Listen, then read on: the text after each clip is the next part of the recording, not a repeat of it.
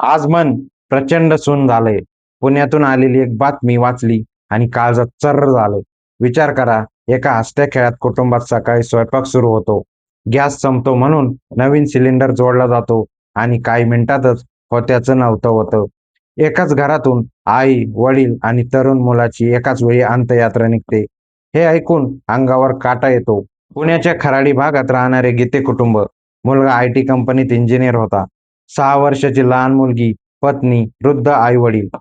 असं सुखी कुटुंब सकाळी गॅस संपला म्हणून आई सिलेंडर बदलत होती आणि अचानक रेग्युलेटरमधून गॅस गळती सुरू झाली.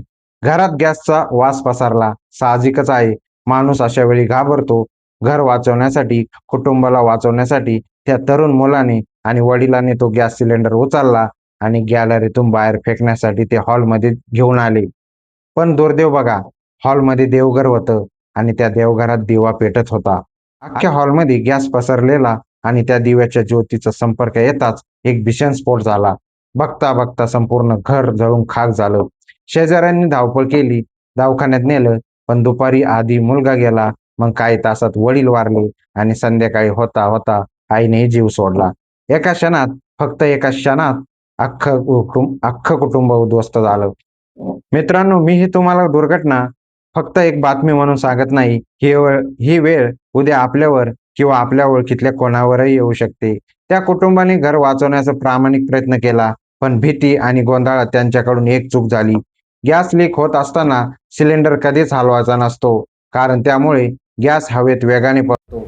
आज या व्हिडिओच्या माध्यमातून मला हात जोडून एक विनंती करायची. घरात कधी गॅस लीक झाला, या 3 गोष्टी देवासारख्या लक्षात ठेवा. पहिली गोष्ट, घाबरून सिलेंडर उचलून कुठेही नेण्याचा प्रयत्न करू नका. आहे तिथेच राहू द्या. दुसरी गोष्ट, घरातील कोणतीही विजेची बटन चालू किंवा बंद करू नका.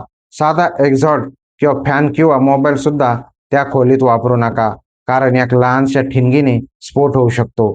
तिसरी आणि सर्वात महत्त्वाची गोष्ट, घरात कुठेही उघडी ज्योत, देवघरातील दिवा, अगरबत्ती असेल तर ती आधी शांतपणे विझवा आणि घराचे सर्व दरवाजे खिडक्या पूर्ण उघडून टाका. गॅसचा उग्र वास आल्यास सरळ कुटुंबाला घेऊन बाहेर पडा आणि 1906 या गॅस इमर्जन्सी नंबरला कॉल करा. वस्तू आणि घर पुन्हा उभा करता येईल, पण गेलेला माणूस परत आणता येणार नाही. हा व्हिडिओ स्वतःपुरता मर्यादित ठेवू नका. आपल्या आई बहिणींना, मित्रांना, नातेवाईकांना शेअर करा. तुमची एक शेअर केलेली माहिती कदाचित कोणाचे तरी प्राण वाचू शकते. काळजी घ्या, सुरक्षित राहा. जय महाराष्ट्र.